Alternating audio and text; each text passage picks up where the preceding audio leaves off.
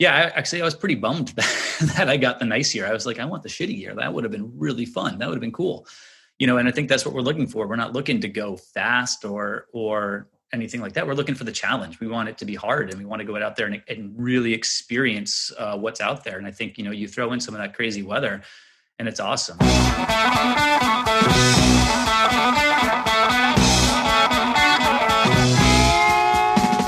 Welcome to the Low Tide Boyz, a Swimrun Podcast. I'm Chip.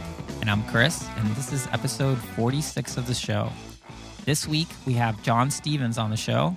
He's a coach with Purple Patch Fitness, assistant race director with Ödyssey Swimrun, an endurance adventurer, and a stud swimrunner in his own right. Certainly.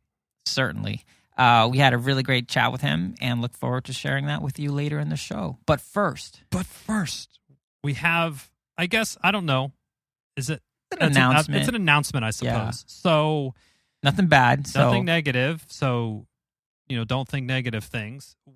We started the show back in January because we were ramping into Catalina, and that was really exciting for us to be able to kind of update everybody on how our training has been going as we ramp and hear how other people are doing. And then obviously COVID hit and kind of threw a wrench into everything. And we tried our best, and we think we did a pretty good job of bringing everybody insightful swimrun content that isn't really being done anywhere else. Sure, and that content was kind of focused on sort of people. Racing, yeah. Right? Like people and racing and, future events. Like Engadin was all because that race was actually happening. Now that the season's basically over and we're really not sure when events are going to come back because of COVID restrictions, we were thinking that we're going to transition the show a little bit into being more about adventures, swimrun adventures. I mean, typically swimruns happen in races, but they're by no means necessary for you to go on a swimrun adventure. I mean, you see Marcus and all these folks do it all the time. So we're planning our own adventure. So we're going to chronicle that journey. And as Chipper mentioned, we're going to try different formats on the show where we're going to talk a little bit. One episode might be a little bit more Lonely Planet. Like here's a cool region of the country where swim running could be pretty fun. Yeah. And just, different types of guests to try to keep everybody engaged in the sport until races come back. Totally. And if you have any feedback or suggestions or thoughts on what we've been doing, do you like more of the interview, deep dive into somebody's, psyche and their journey from athletics to swimrun? Do you like more of the coaching stuff? Do you like more of the AMA style? Do you like just Chris and I talking? What have you been liking and what have you not been? Those type of feedback, that feedback that we get from you is really helpful on us kind of steering the direction of the show. To some, we do use that as an input into how we plan the show out.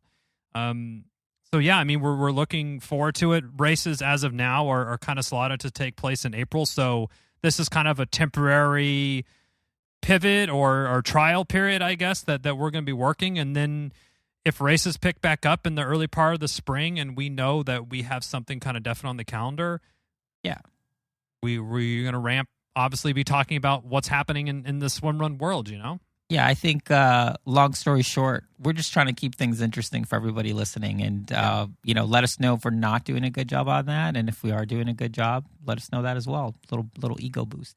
So now on to this week's training update. Yeah. So no real update this week because it's the off season. Yay!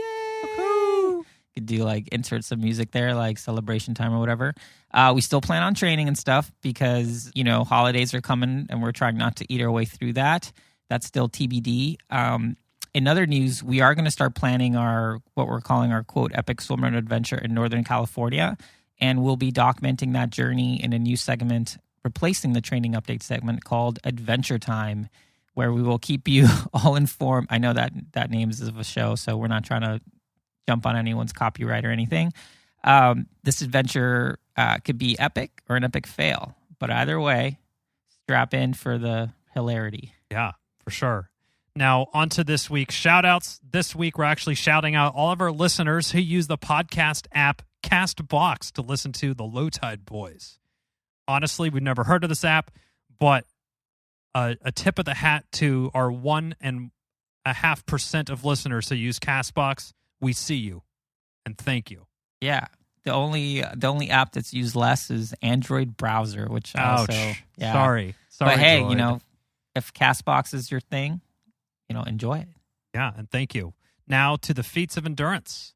Yeah, so we're putting a little bit of a pause on this segment until 2021, but we're still keeping tabs on everyone on our Strava Club and look forward to following everyone's training and adventures. On that note, we mentioned above, we're doing our own swimrun adventure up here in Northern California, and we want you to let us know if you're going to be doing something fun or training for something. I know folks in North Carolina are doing adventures all the time, and in Europe as well, so we would love to hear what folks are doing and see if we can inspire a bunch of people to still put on their suit and shoes and go swimming and running out in the world. Out in the world, in nature? In nature. Where at least where we are in this hemisphere and continent is getting chillier. So I'm it adds to the adventure. It does add to the adventure for sure. Now, this week in Swimrun, powered by raceid.com.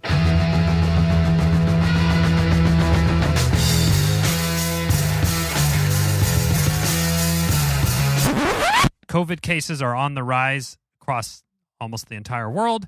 The U.S. is particularly bad. So there's no events this weekend, and it looks like the Ödyssey Swimrun Austin event that we were lucky enough to race, and Ödyssey was to throw, may end up being the actual last race of the year for 2020.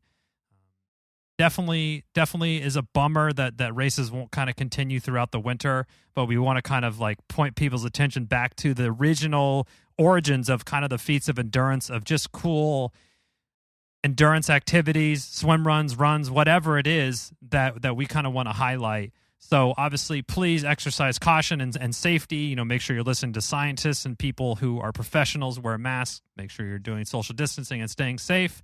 We'll be sure to get through this. And the faster we all comply, the faster it'll be done. Hopefully. Fingers crossed, knock on wood, whatever superstitious things that you tend to do as well. Just do them all just in case. Just do them all at the same time. All right, and now for updates. So our latest column in Triathlete Magazine, The Swimrun Pool Buoy, A Love Story.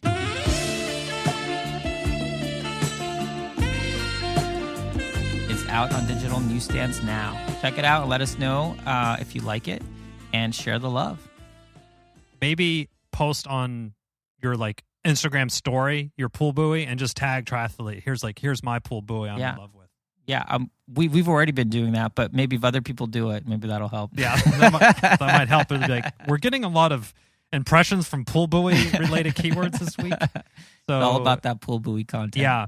And another actually really, really exciting announcement. We are super stoked times super stoked. Yeah. Super stoked times super stoked to announce that we are officially partnering with Ödyssey Swimrun in 2021 to help promote the races. We started this goal to help grow swimrun in the United States, and we think we're doing that, and Ödyssey is such a natural partner, and it just made so much sense because we essentially have the same mission to help grow the sport in the U.S.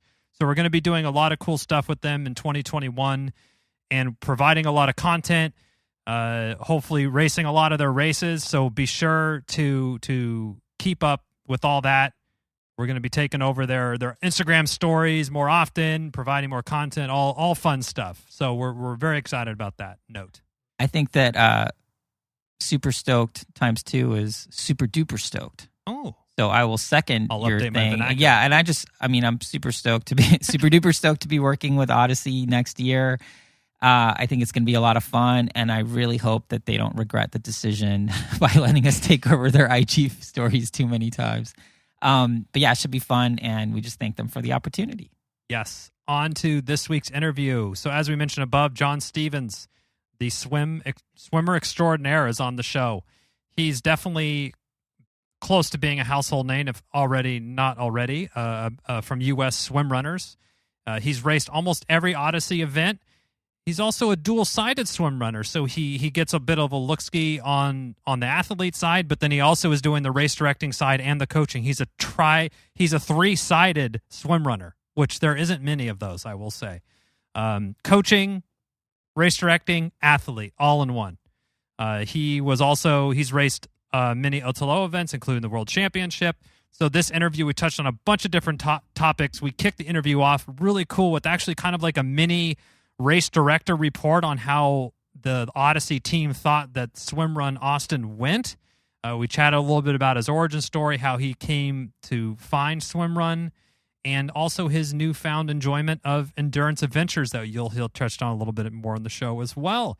So, of course, Chris and I couldn't help ourselves, but we try to get some of our nagging off-season training questions answered by a coach, as we tend to shoehorn those in whenever possible. It's all about getting free coaching. It's all about, we're going to piecemeal together some coaching plan from 7 different coaches. I'm sure it'll be super effective. And yeah, there was a lot of good stuff in this interview. You're definitely going to love it.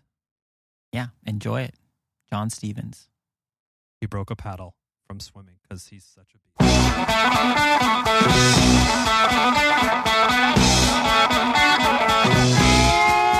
All right, with us today we have John Stevens.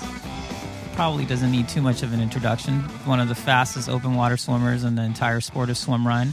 Also part of the Ödyssey Swimrun crew. Welcome to the show.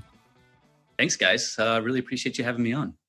Yeah, it's been a long time. I think since we first started, you've definitely been floating on our list for a while, but for some reason or another, it never happened. And then right after Austin, we're like, it's going to happen before the end of the year. We're going to make it happen. So why not do it immediately after Austin? So speaking of Austin, before we get into your swimrun origin story and try to pull out any swimming tips that we can out of you, why don't you tell us a little bit about, from the other side, being assistant race director, working with Lars, like how did you see the whole weekend pan out? Man, Austin, I think, from our standpoint was a huge success. I think for us to be able to pull that off in 2020 is just kind of a feat in itself. And kudos to all the racers who took the chance to show up and be there. And you guys were there, which was awesome. And for me, the coolest part of that event was just kind of getting to reconnect with all of our old swimrun buddies, right? And everybody's kind of hanging out in the parking lot, socially distanced with masks, but it's kind of cool to give a wave to somebody and say hi from across the way. So I think that in itself, being all of us able to get together was really cool. And then from kind of a race direction standpoint, it was cool for us at the Ödyssey crew as well. I mean, we kind of have a tight knit group where we get together to do these races, and it's a blast, and we really, really miss doing it over this year. You've got Lars and Aaron, who's a little bit more behind the scenes, but taking care of a lot of the nitty gritty stuff that Lars and I really don't care to. And then Lars's parents being there with the food and the announcing, and our videographer Scotty Finanger, who is Lars's cousin. And it's always cool to get us all together. So just kind of showing up in Austin and everyone coming together, it was really cool. And it was neat to see how we all kind of fell back into just we're putting on a race mode, and it's everyone kind of plays their little role, and we get there and Aaron just kind of hunkers down and got the finish line, start line set up. We were trying to figure out protocols, where it's all going to go. And, my favorite part is when Lars and I kind of sit there and say, all right, let's go set this course. We've got the map, and this was kind of a thing on the Facebook page that came up before, and we mentioned it at the meeting, where we've got a map that we put out ahead of time. But, you guys have seen the map. It's a little cartoony in a sense. So it's not an exact map of what the race is going to be. And, to be honest, I don't know if we've ever really had an Ödyssey race, or even when it was Swimrun USA race, where the map comes out and that ends up being the course exactly. It's always fun to kind of get out there on the trails and be like, oh, you know what? Actually, check this out. This way it looks like it'll be a little bit cooler, a little bit better. And we kind of sort that out as we go. So, for us, getting out there and just getting on the trails and getting out there and start hanging flags and see where the course setup goes is really kind of a cool, fun thing to do in the few days before that. Our plan this year, as it always is most races, and this one was no exception, was to kind of get out there on Friday, get the course set, and then Saturday, take care of the small things get aid stations going, get that stuff out there, get that set up. And then, Lars and I had a plan to where we were going to, we had our swim run gear, we were going to put it on, and we were going to do kind of a run through for the course, make sure it flowed well, make sure everything was marked well, and just kind of give us an idea of how long it would take people. Yeah. But is all, often part of setting these courses is we get out there on Thursday and things just aren't quite as they seem. Oh, that trail doesn't actually go where we want it to. or we find a better trail or a better, maybe the swim exit. This year, you guys remember some of those swim exits were a little bit gnarly, swimming over some trees and trying to get out on some of those rocks, and a little bit mucky. We didn't want someone all of a sudden losing a shoe, a foot and a half down in some mud. So it kind of takes some finagling of where these swim ins and swim outs are going to be to make the most sense. I know you guys mentioned it in your race report too, about the water level being a little low, which kind of caused us to kind of call an audible on the day before there. And we had to do that with mostly the short course, but a little bit with the long course. And I think the woman at the Girl Scout camp who was helping us out said the water level was like 20 or 25 feet below. Wow. That's crazy. And you could see it on the rocks too, though. So you could really kind of get an idea of where there would be a lot more water on other years. So as a result, some of the swims obviously end up being a little bit shorter because the water just isn't there. It's just kind of the way it is, and that's just kind of what happens with this. And we ran into some little tangles here and there on Thursday getting the course, or Friday getting the course set up. So then we kind of ended up having to get back out there on Saturday and set some more. So we never actually got to run through the course, which was kind of a bummer. But we go through this thing on all day Friday, all day Saturday, and it's Saturday gets tricky because it's packet pickup. This year we added a 5K race, which actually ended up being a little less than 5K, and a kids race, which was really, really super cool. And hopefully we can kind of keep adding those things to other races. But the day before the race gets so busy that you just kind of end up running out of time. And it's one of those, you just kind of keep doing things and doing things and doing things. And eventually, it all seems to come together in the end, which it did this year. Even actually, you guys remember kind of that long swim or long run that kind of went through like the middle of the park there. It was kind of twisty and curvy. And, my big concern was that we didn't mark it well enough. So actually race morning, right as the race went off, I actually went back onto that trail and ran through it again to try to put some markings up and make sure that everyone was going to go the right way. And actually, that said, we did have a group of people that did go the wrong way on race day, which was kind of the only hiccup that I think that we ran into. There was one turn, and it was, it's, as we say, it's got to be heads up racing. And we flagged the shit out of this turn as best we could so people wouldn't miss it. But you get running down one of those trails, and it's pretty easy just to kind of keep going. And what happened in this case, I think, is we had one person or one team that took the wrong turn, and a group of maybe 8 or 10 people kind of went right after them and followed. And that's the hard thing with Swimrun, right? Is you're trying to follow these markings, but if you see someone go the wrong way, what's the right way? You got to kind of have to make these split second decisions. For sure. And we found this group of people just running down the road in the middle of the park as we just happened by them, which was really funny. At the time, they were a little bit upset, which I get. We've all been in those situations where you've gone the wrong way, you're racing, and you're frustrated, and you're frustrated at yourself, but you're also frustrated at maybe the marking wasn't good. So they were rightfully a little bit frustrated. Thankfully, they came up after the race and apologized profusely and said, no, it's our fault. Like, we really should have seen the turn. And, I apologize too. I probably should have put a turn sign there, but it didn't happen. But, if that's the only hiccup we have in a swim run race, then pretty good. That's great. And we found them, we turned them around, and they got back on track. And, and kudos to them for kind of shifting that mindset from, oh shit, we're lost, we don't know where we're going, and we're really pissed off about this, to be like, okay, no, let's get back into this race and have fun with it. Yeah, I mean, I think that's, if anything, that's part of like the awesomeness of Swimrun. It's like it is an adventure, and sometimes it turns into like a choose your own adventure there for a little bit. But I wanted to ask you, so typically Lars sort of unleashes you on the course so you can win it with Matt or whoever.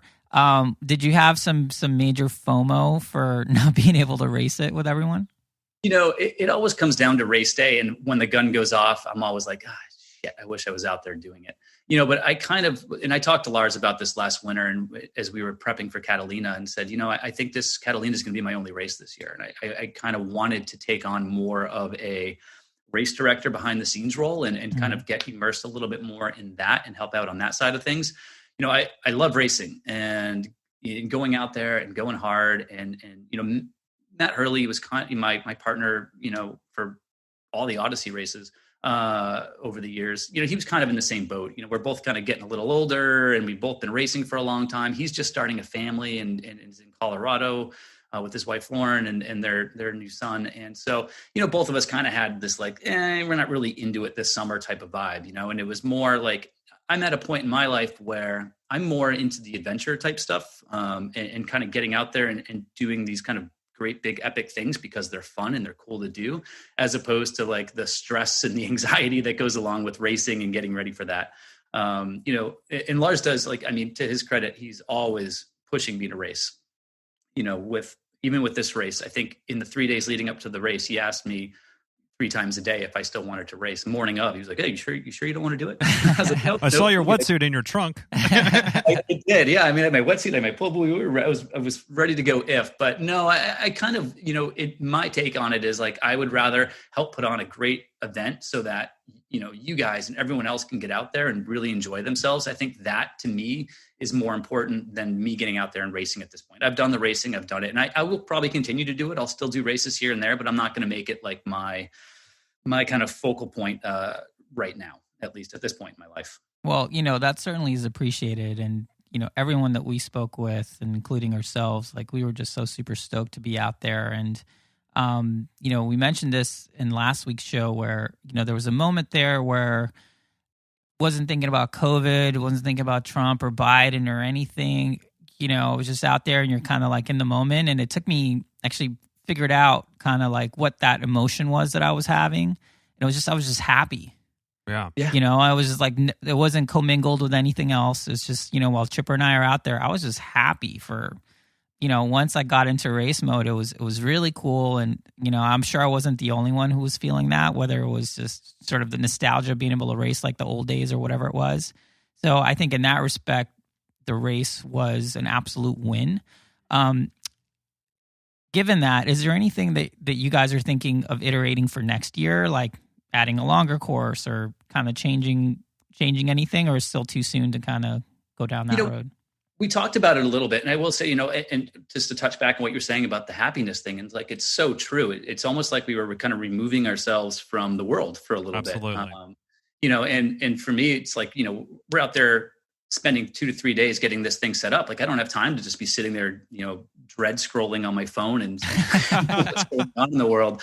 I don't even think I saw my phone for like 3 days. You're just kind of out there getting things set up, and then everyone shows up, and it's like politics are out the window because we're all there for Swimrun. We're not there to argue about other things, and like COVID is like, it's on our minds, but everyone's like, we're outside and we're not quote unquote living in fear. We're doing we're being smart about it and having fun with it. And I think it just like you said, everyone's just able to be there and have fun and kind of go through it in that realm. And I do have to say real quick, I know you, speaking of having fun and having a blast, you guys mentioned it on your kind of recap of the weekend, but running across the finish line there with Bob, and you let Bob go ahead, and he was super pumped. And Bob is actually one of my 1-to-1 athletes who I coach. Oh, nice. Oh, that's great. Fun, small world. So he told me that story where you guys were running across the line. He said, "Hey, you guys, the Lost Boys," and he said he felt so silly calling. He's like, "No, wait, Low Tide Boys." Hey, well, the thing is that because we keep it so loose, it's like you could have been joking and we didn't really know, because that would be funny, because we do get lost, or we have had that. Oh yeah, I mean, that's race. Totally I think my answer was like sometimes. So yeah, Bob was cool, and he was all tricked out with the good wetsuit and everything. So good job there. Yeah, no, we had quite a few phone calls ahead of that, zooming on how to set up pull buoys and what wetsuits and shoes. And I love that side of it too. For me, it's like, I want to help people get into it the same way you guys do it too. It's like, if someone wants, we went to Barton Springs, Lars and I, the day before we went out to Austin. We swam there that morning, and we just so happened to run into a couple of swim runners, including Garrett Weber-Gale. So he was there swimming, and I hate to do this to Garrett, but I'm going to tell this story anyway, where we went to Barton Springs, and Lars and I are kind of ready to get in the pool, and we see this guy walking, and Lars says, "Is that guy wearing a Roka triathlon wetsuit, but without legs?" And I said, "Oh, no. I mean, it looks like it. The zipper's in the back. It's super weird." And then Lars looks a little closer, and he goes, "And I think that guy's wearing his swimrun wetsuit backwards." And we're like, "Oh, shoot." So, Lars, being the super nice guy he is, swims right up to him and says, "Hey, is that a swimrun wetsuit?" And he says, yeah, it is. And he goes, "Is it fit okay?" He goes, "No, it's super uncomfortable. It's in my neck." And Lars like, "Yeah, you've got it on backwards." And, he's like, "Oh, shit. Okay." And I honestly, I think that's probably a common thing for swimmers and triathletes getting into it. But, he flipped it to his credit. He was like, I didn't know. And we're like, yeah, why would you? So he flipped it around and put it back on. But it's like this idea to help them. And actually I ran into another purple patch athlete who just happened to be at Barton Springs that morning. And he was having problems with his pull buoy. So, I love Jesse Thomas. What's that? Jesse Thomas was down there for some reason. Yeah, right. One day we'll get there. But anyway, I got a little off track there with that story. But back to your original question on the course for next year and what we have in mind with Austin. With any race, as soon as we finish up, we want to take a look at what worked, what didn't, what could we do better, and what could we do differently. And if different isn't going to be better, then we don't need to do different. But if anyone's ever done the Casco Bay race, that race has been different every single year. Yeah. And I think that is a really cool aspect of that, is that you can go back and do Casco Bay and never do the same course twice. So you're doing a different race every year. So it's, instead of kind of going like, well, I've done that race, I've done that course. It's like, oh, what's it going to be this year? What islands are we going to go across? Are there any docks we're going to jump off of? What's it going to be? And Austin lends itself really well to that. As you guys saw running out there, there's just an endless number of trails that you could take, and the water levels could be a little different. So if the water level's high, we could kind of really mix things up. And I think that's the idea, is like, we'll take a look at it and see what makes sense. Maybe we add a little bit of distance to it. Maybe we do the course in reverse. Maybe we add some different trails, some different swims. There's kind of just endless possibilities, which is what helps make that Austin Swimrun and Pace Bend Park a really cool option for a race. Yeah, I mean, just alone, if the river was more full, it would be a totally different race, because it would have added probably a K total of swim distance to everything. Maybe more currents, navigate. maybe something else. And just the water level alone can totally change it. Yeah, 100%. And it's funny because we have that same thing with some of the other races, right? Like Casco Bay, high tide, low tide, you could be running a swim bar, you could be swimming across a sandbar. You just don't know. And that's kind of the cool thing about it, is it's going to be different every time. And some of those swims in Austin, we had ideas of where we were going to swim in, and we'd go there and it would just be completely bone dry, and the water would be like a couple hundred feet, further away, and there was just no way to get to the water. So it's like, ooh, well, let's backtrack and try to find another way to get to the water. I did appreciate the aspirational flags just kind of up on the side of the hill, like, eventually make your way up here, and however you want to get out is kind of your own choice. And we did have a couple Swimrun. of those. Yeah. That's Swimrun, yeah. Yeah. It's just get out where you can, if you can. Good luck, and when you do, it's over this way. Well, and I think what you just mentioned really can't be overstated on how Swimrun is just different from triathlon, where for the most part, you can set your PR or whatever distance, except for a race. There's races like Wildflower, which is like, oh, whatever your long course Wildflower PR, like, you can't really compare that with any other race. Rest in peace, Wildflower triathlons. But Swimrun is kind of the same thing. So going back to the same race, it isn't like, oh yeah, well, I've already done this and I know what it is. It's like, it's just, depending on the temperature. I mean, you saw that with some of the Atala races, where last year Cairns was like crazy storm, and this year it was like perfect and sunny and nice. Right. And I think that's one of the, for me, it makes it really attractive, because it's not like when we go back next year, it's not like we can just rest on our laurels and be like, oh yeah, we did that course, we know everything about it. It's going to be a completely new experience. Yeah, absolutely. And I think that's the cool thing, is you can go back and you can't go back and be like, I know where the turn is. Like, no, you don't. We probably changed it this year. So you might want to have a heads up. And we've had to make that point pretty clear, especially at Casco Bay. Be like, hey guys, listen, in past years, we may have gone this way, but we're not this year. So just keep that in mind. And, and it's funny to see people kind of go out like, oh no, we're training the course, and be like, you might be training on the course, but it's not the course. Right. Yeah. That's pretty funny.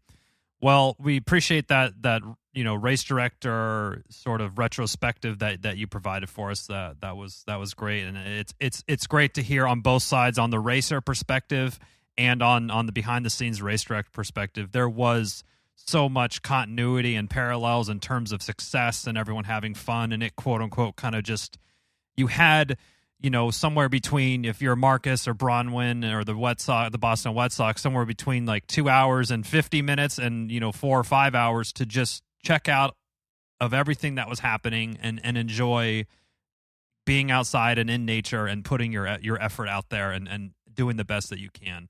and mission accomplished on that. And we're so happy to do that. And I'm so glad we could, and I think at this point, one of my favorite things about Swimrun is being there at the finish line and watching people come across, because everybody is finishing with a huge smile on their face and is so happy. Yeah. No one cares about time. Pretty much no one cares about place. And just everyone's like, holy shit, what did I just do? That was awesome. And so just to see that on people's faces again was really, really cool. Yeah, totally. So let's rewind, turn back the hands of time. And where does John Stevens get this magical swimming ability? Your father, Aquaman, potentially mom, Little Mermaid. Where does this come from? They did throw me in very early, I will say that. No, I grew up swimming. It was just that was the sport that, I chose. It was kind of the path I took. I like every little kid was soccer, baseball, all the other things. And swimming is the one that kind of just kind of stuck. And I think maybe it was because I really sucked at those other sports and I was kind of okay-ish at swimming. Maybe it was the reason for it. But, I swam through high school and then went on and swam at college at the University of Miami in Florida, which, speaking of rest in peace, no longer has their men's swim team anymore. Actually got cut while I was there. Ouch.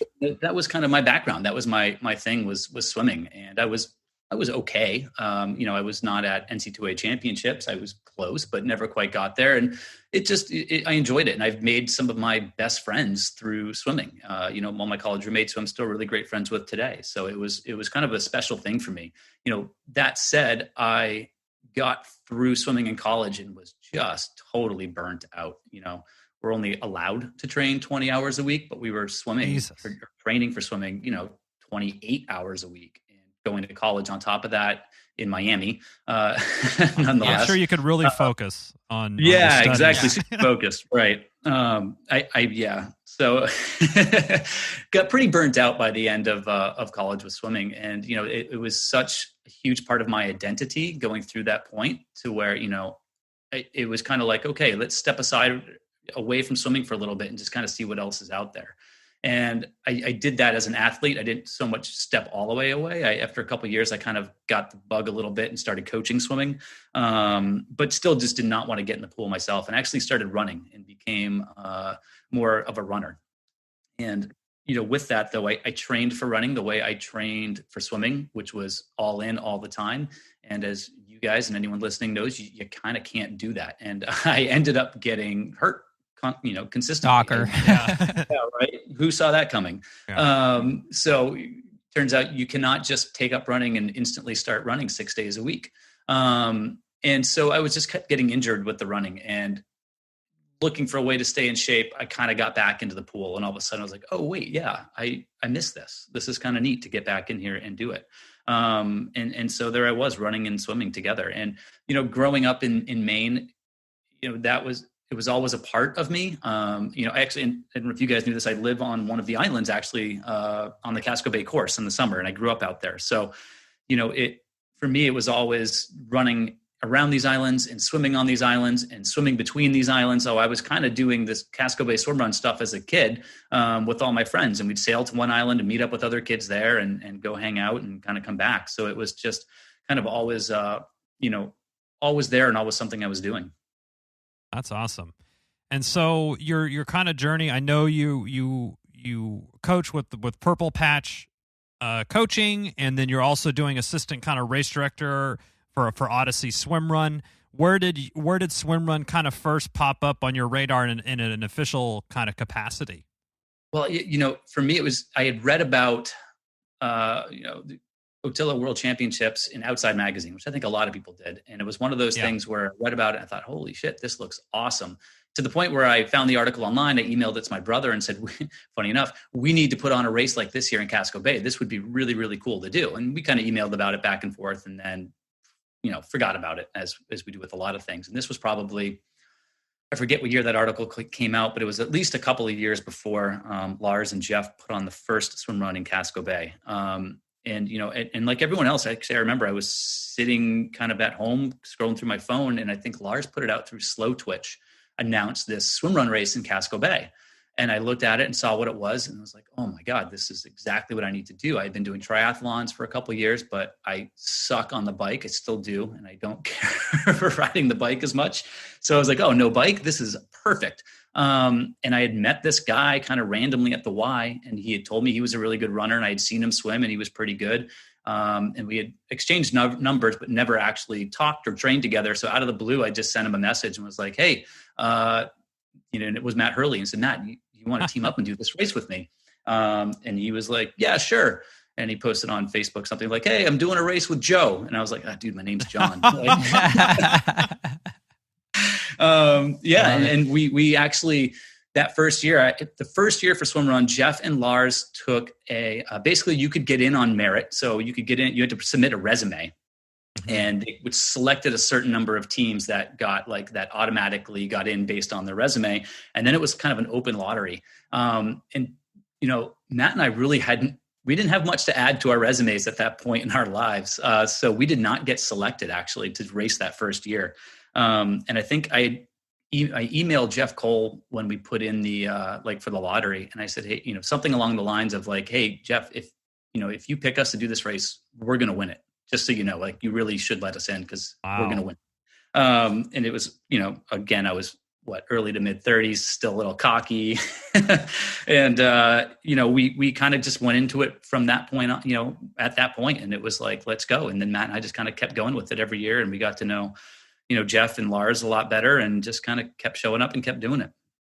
And then at some point, Lars just goes, hey, you want to help me do this? Yeah, kind of. I mean, and that's the sad side of the story too, right? Is Jeff Cole did pass away unexpectedly right before a few months before the third running of the race. Lars is in Texas, Jeff was here in Maine, and Lars kind of, I think, found himself with this idea of I've got to put this race on in Maine, and I live in Texas.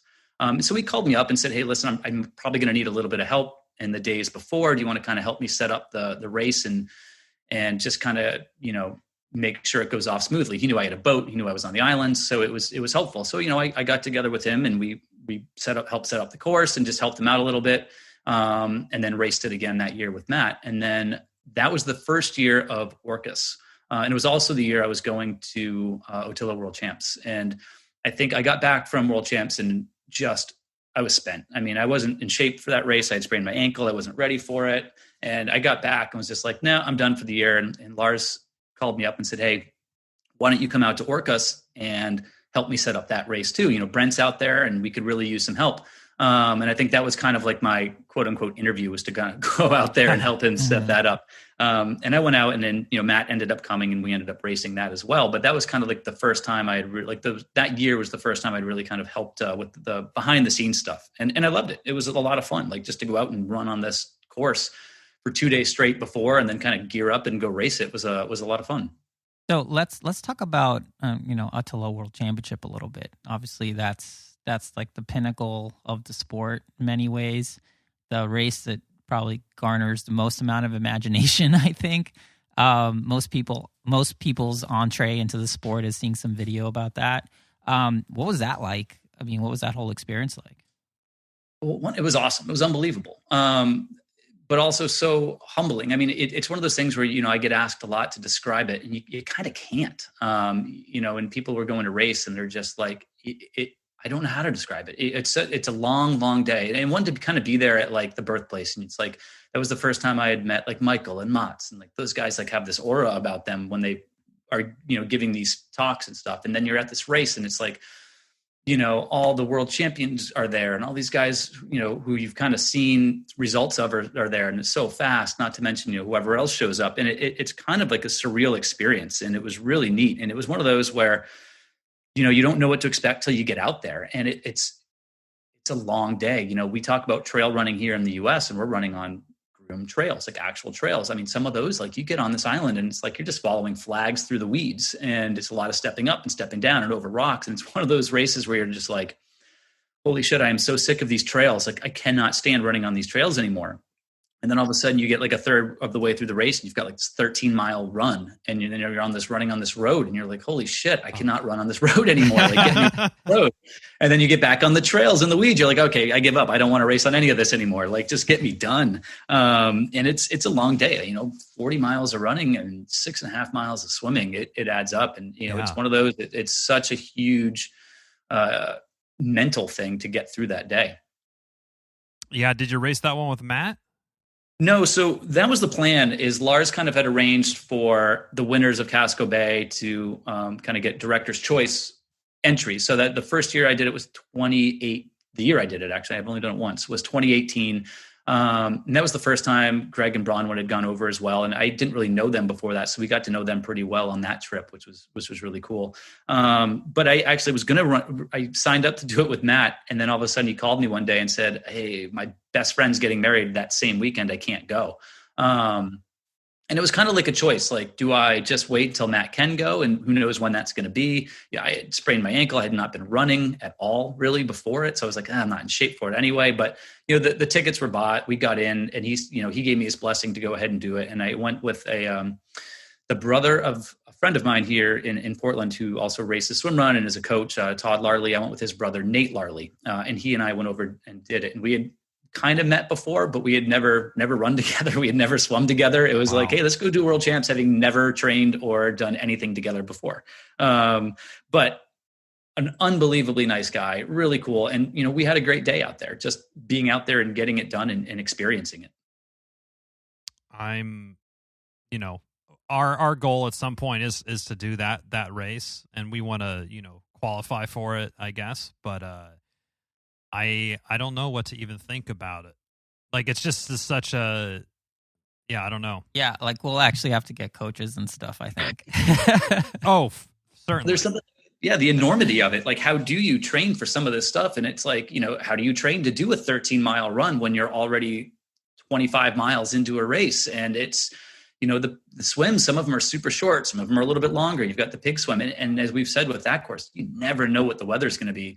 The year before we did it was the year it was like that crazy storm and they had like 4-foot seas and just winds and rain and people were like falling and breaking legs. Like, it was gnarly.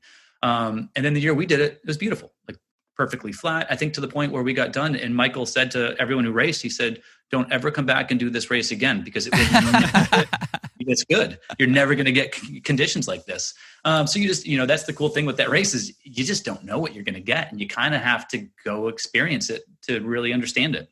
And it's one of those things, and I think this is what we keep saying with Magic of Swimrun too. It's like when the conditions are gnarlier and more gritty, that's just kind of where swim runners thrive. Right. Yeah, I was pretty bummed that I got the nice year. I was like, I want the shitty year. That would have been really fun. That would have been cool.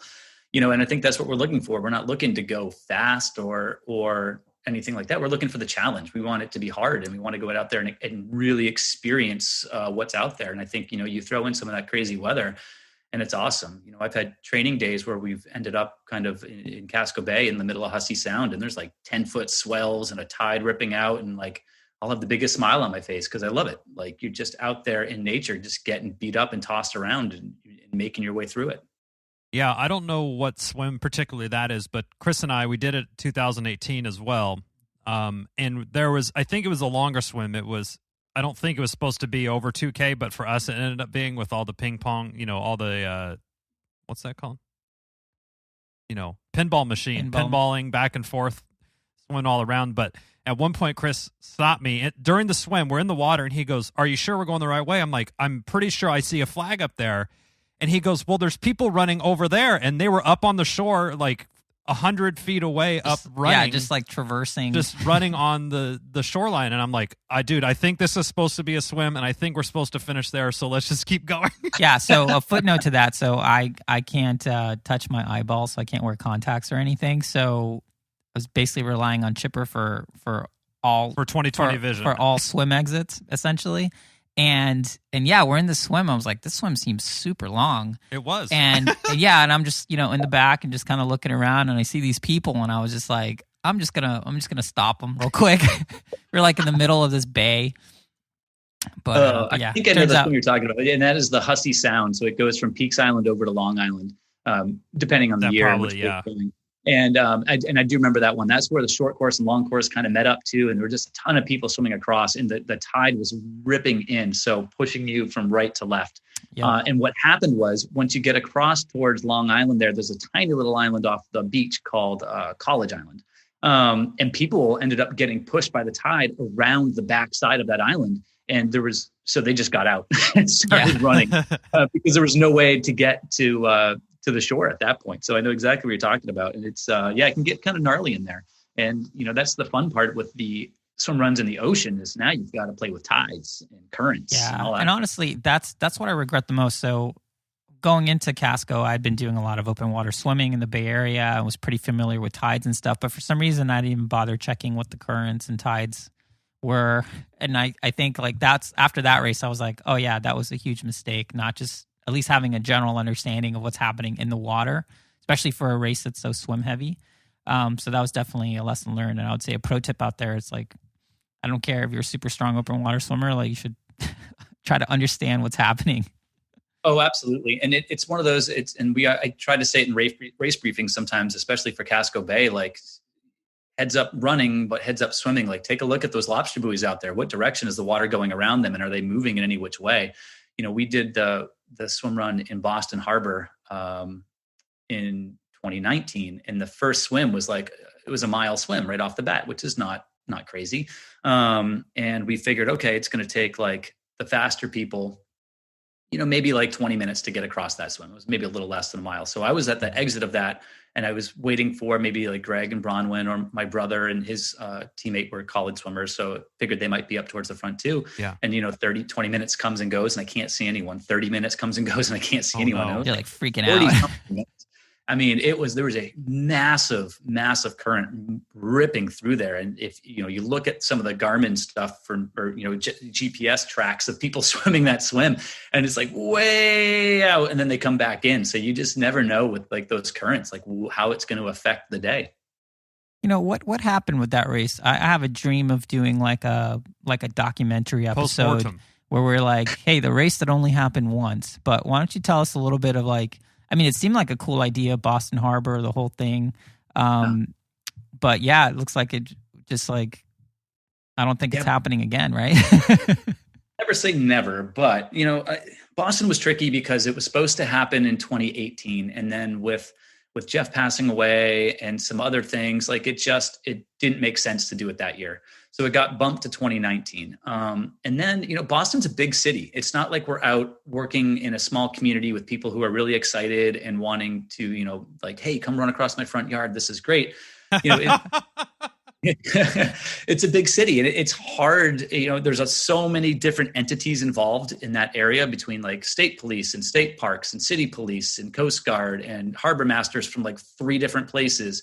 And also, if you guys can't tell, we put on our races. We tend to do that where one of us lives. So we kind of have an idea of it. And I'm close to Boston being up here in Maine, but like I had actually never even been on the Boston Harbor Islands.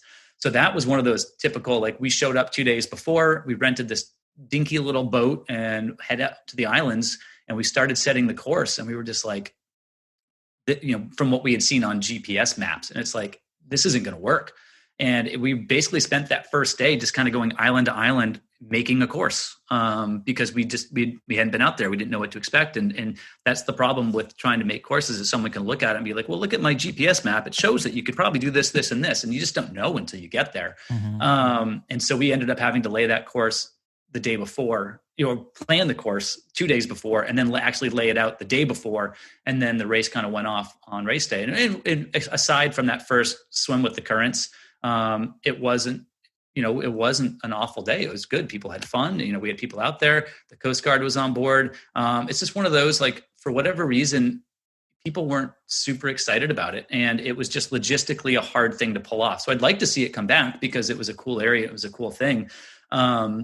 But for whatever reason, and like the appeal of it, we thought the appeal would be come to Boston. Here's a big city. It's super easy to fly into and you can get there. But I think people want more of like to get away. They want to go to the Casco Bay Islands. They want to go to Orcas Island.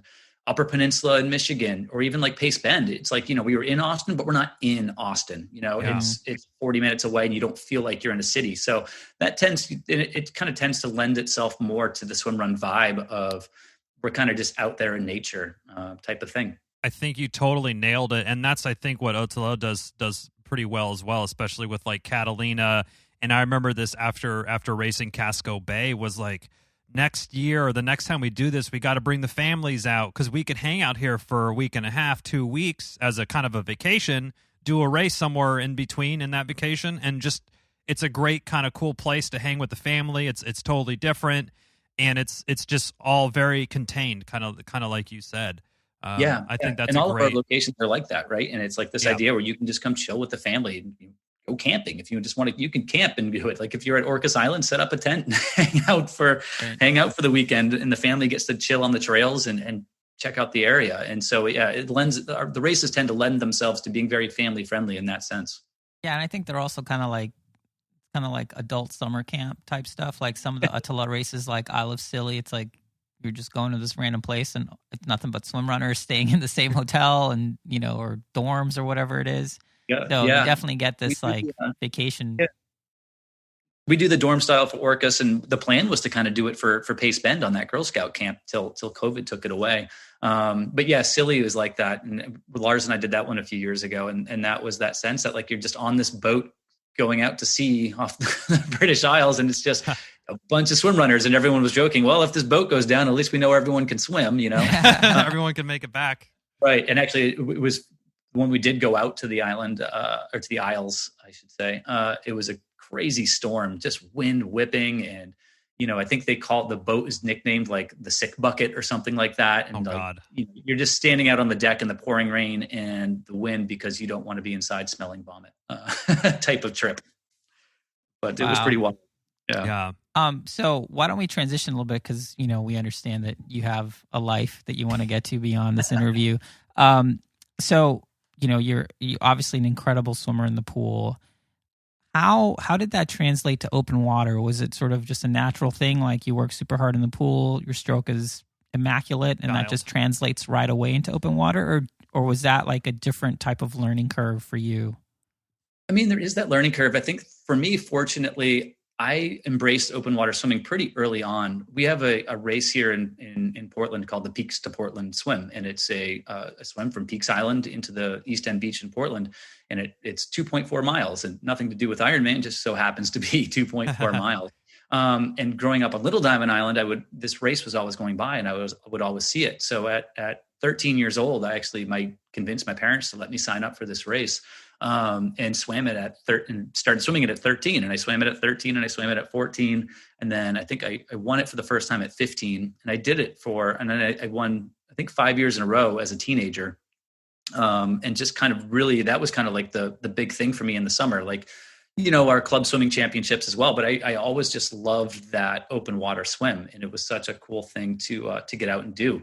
And then going to, the University of Miami, we would have, preseason and postseason workouts on the weekends would be at the beach. So we'd be on the beach swimming open water out there. And I do have a stroke, I think, that tends to lend itself well to open water, in that I don't have a pretty stroke. I have kind of a ugly windmill stroke that can just kind of work through the waves and the elements and push through it. And, to me, open water just always seemed more, and I guess I've always leaned this way, towards the adventure, right? And a little bit more adventurous and get out there and do that. And, even this past summer, our pools were kind of open here in Maine, but I have the group that I train with every day at noon at the local Y. But with the Y not letting us all swim, we were swimming open water almost every day.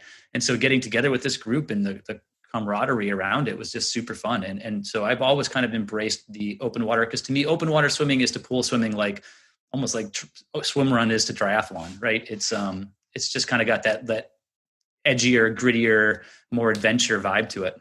Yeah, it's like someone running that does, the rock and roll half marathons or something like that, compared to somebody that does trail runs. Right. Exactly. So I always kind of went that way with it. And it I just enjoyed the swims in open water more than I enjoyed the swims in the pools. Ah, fair enough. I feel the same way. I'm just like, a minute per 100 yards slower than you. Yeah. So So for my own personal benefit, I was going to go into some. This show's all about us. How can we get coached up here? So we want to get some free coaching from you. So for most people, we're in the off season. Great time to work on skill building and work on strength in the pool and stuff like that. What would you recommend for a couple of dads? Hypothetical. Totally hypothetical.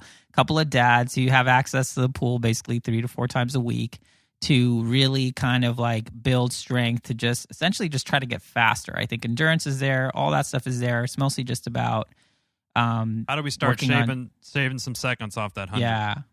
But I think you asked 2 questions in one there. And one is, you said getting stronger and getting faster. And while they do go together, there's 2 different things that you can focus on. So if we're talking like strength in swimming, particularly if we're talking like swim run strength for swimming, I think you can't underestimate how much paddles can help you if you're able to use them. And you guys, I think, did your paddle talk with Brooke and Andy too. And, I chimed in on that a little bit, but the idea being like, I think in the off season, if someone is only using little paddles to swim, now is a good opportunity to start building that strength to maybe bump up the paddles a little bit. Now there is kind of there's a point where you don't want to go too big. Right. It's like the law of diminishing returns or something. Yeah, exactly. You're going to, if you're going to slow your stroke rate down too much, then, you may be stronger, but you're not going as fast. So I think it's a good opportunity to kind of play around with paddle size and things like that. I use like 3 different size paddles depending on what I'm doing in the pool and what I'm trying to do.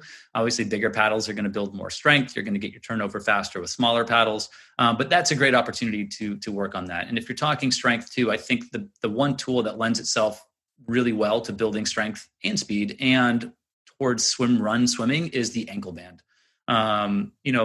I see swim runners being like, oh yeah, well, we swam in the pool with our shoes. Like that to me just seems kind of uncomfortable. And now you have wet shoes, throw on the ankle band and you're kind of getting the same sense of drag from that. And it, when you're first starting out with the ankle band, you can use a pull buoy with it too, just to kind of help with that body position, but eventually build up to it. And, when you're talking speed, I mean, you're training to go fast. So train fast. It's this idea, like you said, the endurance is there, you can swim a mile. But now it's doing shorter, faster stuff to kind of build that other end of it, right? So you're working on the high end speed type of stuff. So 25s, 50s, it's funny. I do a shit ton of 50s and 100s when I swim. And none of the swims we do are 50 or 100 yards. It's just, right. We train that way because I can train at a higher end by doing the shorter distances.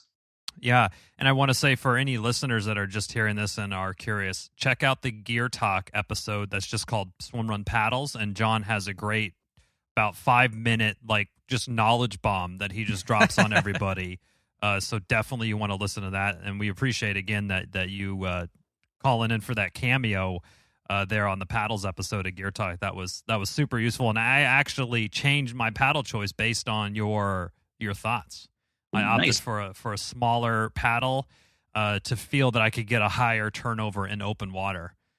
Perfect. There you go. Yeah. I mean, it's one of those things, right, where everyone, when you start looking into how do I swim better and you Google it, what are you going to find is a lot of like the pool swimming stuff where the idea of like a glide and like a long reach out front. Well, you can do that in the ocean, but if it's a rough day, you're just going backwards. Like, you just got to get your arm in the water and you got to get it moving. The easiest way. Oh, sorry. Go ahead. No, I'm just, this might be a little bit kind of more of advanced techniques, but when you approach an open water swim, are you consciously kind of thinking that if it's a rougher chop or bigger swells, that you're like, okay, I have to have a higher turnover on my arms, or I can go longer, I could take more big power strokes under the water, or how do you kind of approach based on the landscape essentially of the water, of the open water?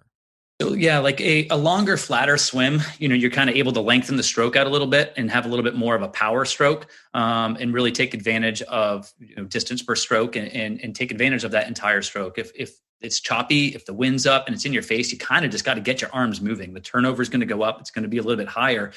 And it's just more so that you can kind of keep moving through the water without being affected by the elements too much. Yeah. Okay. Cool. That makes a lot of sense there. And then you're still a coach at Purple Patch Fitness? Yeah, so still coaching at Purple Patch Nice. as a one-to-one athlete coach, and then obviously the swim run stuff on the side, and then actually I think my most not well, most enjoyable, the one where I get the most sun, we'll say, is I also work as a guide for a company called Swim Vacation. So basically, people go down to the Caribbean and get on a 52-foot catamaran and go sailing and swimming for a week, and that's really cool because I just get to tag along and take people swimming for a week in the open water and work on those types of skills and those types of things. Sounds so boring. Wow. I'm sorry. Sounds super What a boring. horrible job. Building a deep tan. That seems so rough. Yeah. So last sort of swim training question for you. So, what would you recommend? Most of us are going to be in off season. Looks like the first race coming back might be in April. Which with knock on wood with Swimrun Lake James. If you were going to just give someone like a general, this is what I'd recommend you would do in the off season, would you say like, yeah, just like swim 3 times a week, run 2 times a week, or how would you structure someone's sort of off season kind of like, not totally letting it go type stuff, but, working on skills or just sort of staying in the game a little bit? Yeah, absolutely. And I think, if you're just coming off Austin, I can't emphasize, like, take a break. People have been training all year, and that's one thing I find is everyone kind of tends to go from one race to the next into the fall. And all of a sudden, like, oh shit, I have a race early spring, and it just doesn't stop.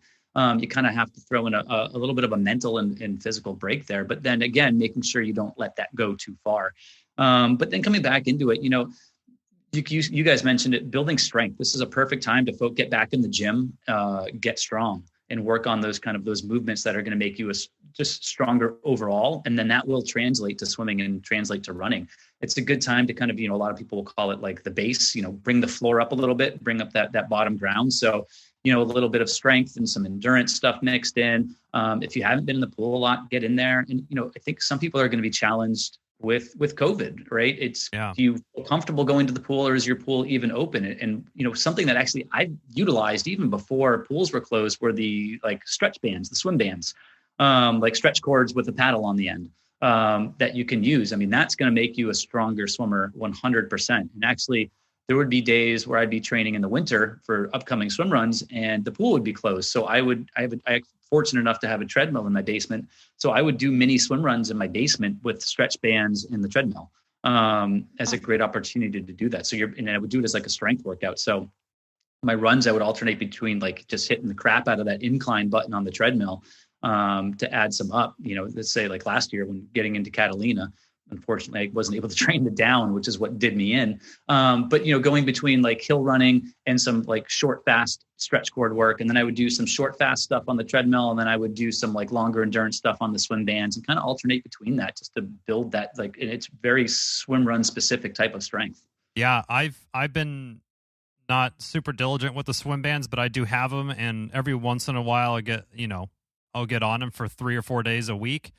They really, I'm not even I'm spending like 3 minutes total, like a couple sets of 25s. And the next day your shoulders are like a little bit smoked. Like, that really focuses a lot of effort on those things. And there's tons of YouTube videos out there. I know Tower 26, and I'm sure Purple Patch has videos as well.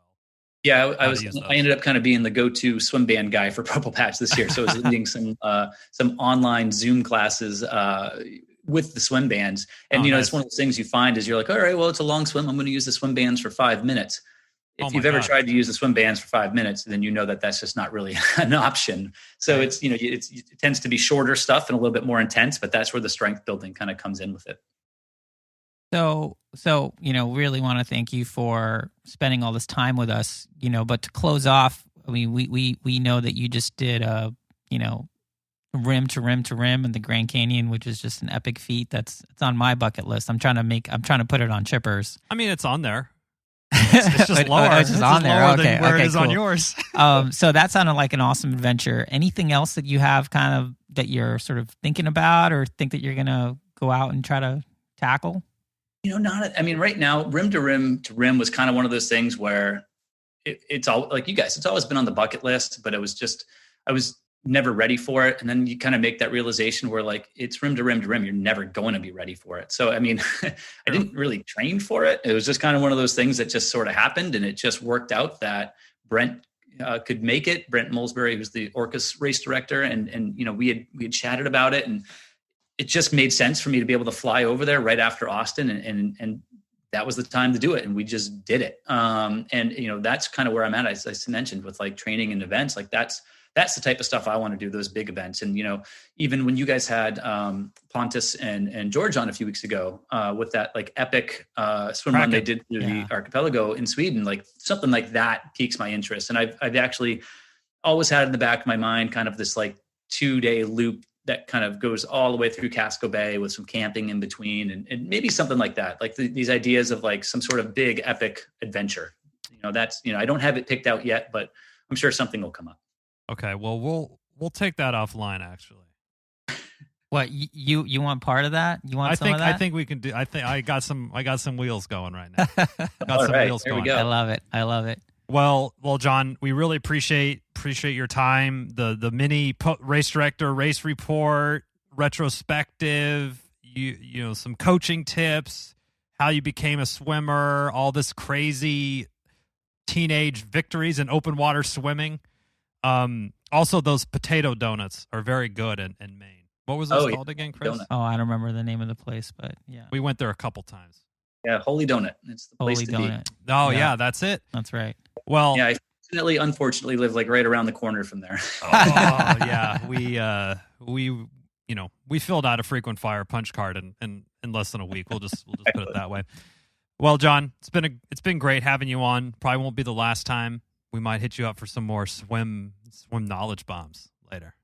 But absolutely, yeah, and thank you guys. And I also wanted to say, you know, thank you guys for what you're doing. And you know, you guys are out here just screaming swim run from the rooftops, which I think is awesome, and getting it out there. And you know, we saw an increase in people at Ödyssey because you guys are out there pushing swim run. And you know, and I think we're all on the same team. I think anyone doing swim run in the U.S. is on the same team. Is we just want more people to do it. I don't care where you're doing it. I don't care how you're doing it. Exactly. Just we get more people out there doing it. I think that's awesome.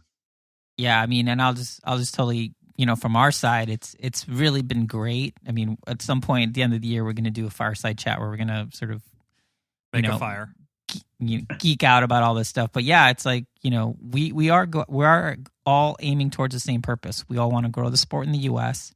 and we all want to grow in an inclusive way that's welcoming, where the races are hard, but you know, everyone's finishing with a smile on their face. So it's great for us to work with you guys. And I mean, we love that so many people showed up at the race, and that so many people on the course were like, hey, you know, we listened to all your episodes. If we're like, we're sorry. Yeah. We're sorry you had to go through that.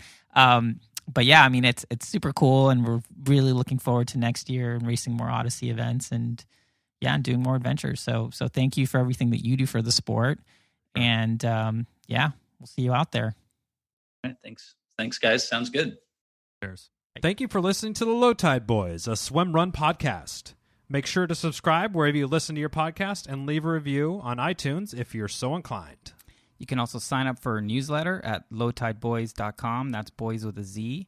And check out our meme page at The Low Tide Boyz on Instagram. If you have any questions or suggestions for the show, drop us an email at lowtideboyz@gmail.com.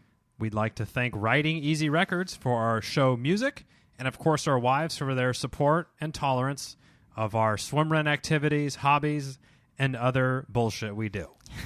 Finally, you can support our efforts on Patreon. Until next time, get out there and go for a swim. And then a run. And then another swim. Then another run. And then another swim. And then run to the finish line. And just keep going until you're done. Yes, or until run you to cross the finish line. Or run to the car. Or run to your car. Somewhere. Just keep running. Peace.